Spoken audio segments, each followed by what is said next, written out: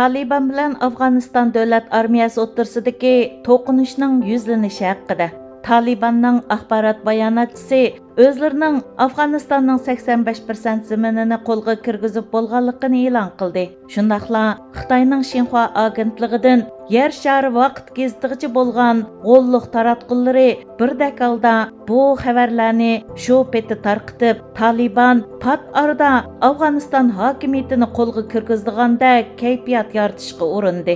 Undaqda Xitoy zodi nima uchun bundaq qiladi?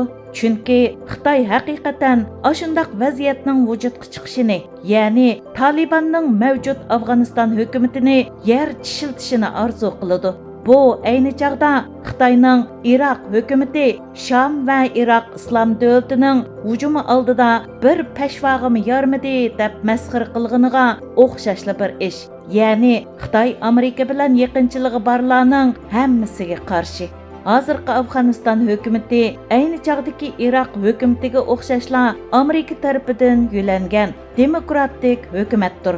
Shunga Xitoy Kompartiyasi o'zining nazirdagi mazkur qo'rchoq hukumatning taxtdan g'olishini to'rt ko'zi bilan kutmoqda. Undaqda texi bir yil ilgirila Taliban Amerikaning aziz mehmini Qatarning poytaxti Dohadagi suhbat obyekti edi. Undaqda hozir nima sababdan Amerika bilan Taliban qaytadan tirkishib qoldi? Buning mundaq ikki sababi bor. Birinchisi yuzaki sabab. Taliban Afg'onistonda shar'iy hokimiyat barpo qilishni o'ylaydi. Ular Amerika bilan suhbat o'tkazgandimi, barliq chet el askarlarining Afg'oniston zaminidan butunlay chekinishini talab qilgan edi.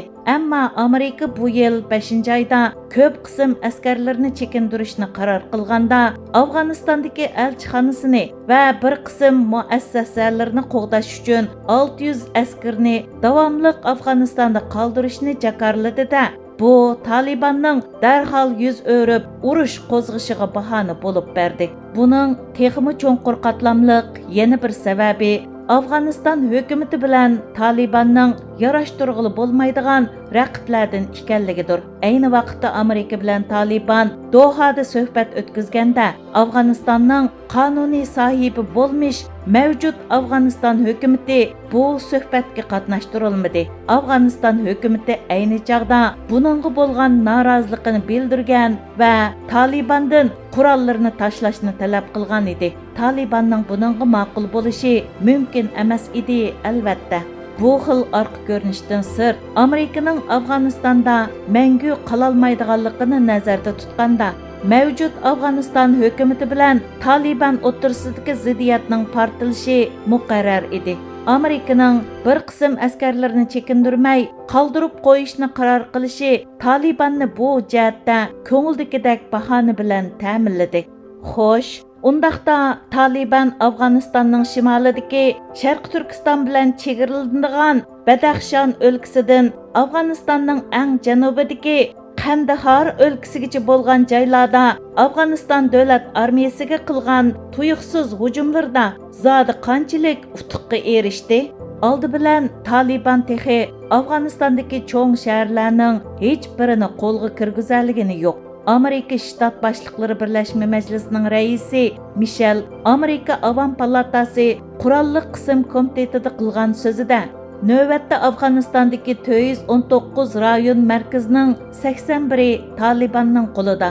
Bu 81 markazning 50i aslida Talibanning kontrolligida edi. Yaqinqi 2 oyda Taliban 30dan 40gacha bo'lgan joylarni besib oldi dedi. Lekin Taliban hozirgacha Afg'onistondagi 34 o'lkadagi o'lka darajalik markazlardan birarini qo'lga kirgizolmadi. Bu Talibanning mazkur hujumlarning Xitoy Kompartiyasining taratqullari davron solgandek unchavala g'albilik emasligini Amerika 20 yilning yoqi nurg'un pul sarf qilib yetishtirgan Afg'oniston davlat armiyasining bir peshvog'i yarmaydigan apka qo'shin emasligini tushuntirdi. Darvaqa Ashraf G'ani Afg'oniston prezidenti bo'lgandan keyin Afg'oniston davlat armiyasining jangovarligi ko'rinarlik oshirildi.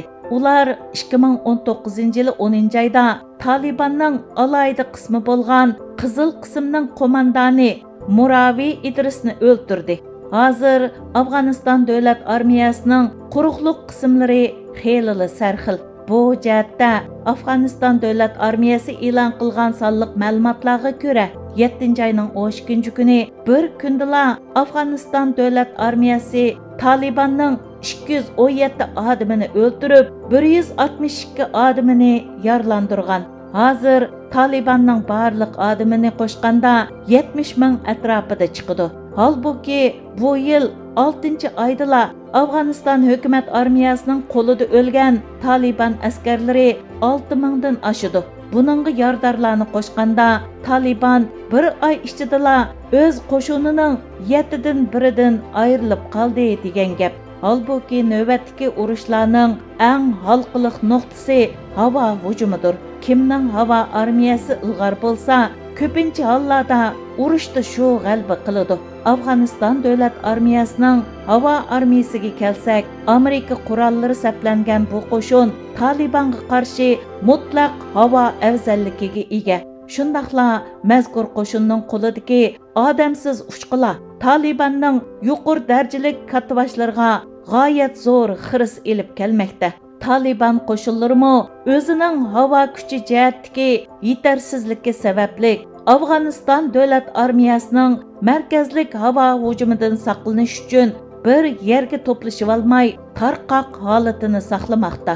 Yana kelib, hozirgi havo armiyalari ilgirkidek qalaymaqon bomba tashlab qaytib ketadigan qismlar bo'lmasdan, ko'zlagan nishonga yuksak to'g'riliqda zarba bera oladigan bo'lg'achqa, havo armiyasining qirg'in qilish kuchi ilgirkidan bakla zo'r bo'lmoqda. Yuqorqidek sabablar tufayli Afg'oniston davlat armiyasining shiddatli qaytarma hujumiga bardoshlik bera olmagan Taliban Afg'oniston hukumatidan suhbat o'tkazishni talab qildi. Afg'oniston hukumatining suhbat vakili Nadir 7-oyning 15-kuni taratqularga Talibanning haqiqatan suhbat o'tkazishni talab qilganligini, shundaqla hukumatga asirga tushgan 7 ming Taliban askarini qo'yib berish va 3 oy urush to'xtatishni shart qilganligini aytdi. Talibanning sulhi talab qilishida yuqorqidek sabablar bo'lishdan sirt ba'zi tashqi kuchlarning mudaxilasimi muhim rol o'ynagan. Bu xil tashqi kuchlarning eng gavdalik o'rniki Hindistondir. Hindiston bu qitim Afg'onistondagi to'qinishga qarta nihoyatda aktiv inkas qaytirib, o'zining C-17, C-130 tipliq cho'ng tipdagi harbiy transport aeroplanlari orqali Afg'oniston davlat armiyasiga har qitimda 80 tonnadan to'xtamay qurol yaroq yetkazib. Hindistonning bu tutumi Talibanning tishini qiyirishtirg'achqa, ular hatto Hindistonning ma'lum bir konsulxonasini bir mahal egilib oldi. Hatto Afg'onistondagi Hindiston mablag' solgan bir suv ombirini portlatadiganligi haqida tahdid soldi. Undaqda Hindiston bu qitim nimishqa bu darajada aktivlashib ketadi? Bu bir tarafdan Amerikaga yaxshichoq bo'lish urinishi bo'lsa, yana bir tarafdan Afg'onistonni tizginlash urinishidir. Ya'ni Hindiston Pokistonning orqa tarafida uni cheklab turadigan strategik raqibdan birini paydo qilish qo'ydi. Shuncha yildan buyon Talibanni bostirish nima uchun shuncha tasga to'xtadi? Buningdagi asosli omil Pokistondir. Taliban asosligi pushtulardan tarkib topgan. Pushtular Afg'onistondagi cho'ng millat bo'lib, umumiy nopusning taxminan 20ni egallaydi. Shundaqli pushtular o'z navbatida Pokistondagi asosli millatlardan biridir. Taliban zarbaga uchraganda Afg'oniston bilan Pokiston chegarasidagi tog'liq rayonlarga berib oladi-da, bu yerda o'z millati, ya'ni pushtularning zo'r yordamiga erishib, uzun o'tmayla qaytadan bosh ko'tarib chiqa oladi. Shu vajidan dushmanimning dushmani mening do'stimdir degan mantiqiga ko'ra, bu nuqtada Amerikaga moyil Afg'oniston va Hindiston hukumatlari shubhisizki bir saptikilardir. Hozir Afg'oniston prezidenti Ashraf G'anining o'ziga bo'lgan ishonchisini ochdi. u 7 ayning 14 kuni oldingi saptiki kichik bozor Mazar Sharifni ko'zdan kechirganda ochiq oshkora bayonot e'lon qilib, hukumatning Taliban bilan suhbat o'tkazmaydiganligini, kelgusi 3 oy ichida Afg'onistonning bexatarlik vaziyatida ko'rinarlik yaxshilanish bo'lganligini, Talibanlarning mag'lub qilinib, ular ishg'ol qilib olgan barliq rayonlarning qaytarib olinadiganligini aytdi. Bu Xitoy tarafdorlarining Talibanning zafar quchayotganligi to'g'risidagi xabarlardan g'oyat zo'r darajada farqlanadi. Talibanning Afg'onistonda ko'zlagan nishonga yetolmasligidagi yana bir sabab xalqning, bo'libmi yoshlarning qo'llashidan mahrum qolganligidir. 2001-yili Amerika Taliban hokimiyatini ag'dirgandan keyin bu yerda nisbatan g'arblashgan ma'rif sistemasi yo'lga qo'yilib, maktabda o'qiganlarning soni aslidagidan 9 hassa ko'paydi. Navbatda Afg'onistondagi turli oliy maktablarda 300 ming o'quvchi bor bo'lib, buning 30% qizlardir. Bu maktablarda tarbiyalangan yoshlar Taliban yoqlaydigan diniy qimmat qarashlarni ancha yoqlab ketmaydi. Bummo ilgari yoshlardan xeyli zo'r qo'llashlarga erishgan Taliban uchun bir salbiy omildir.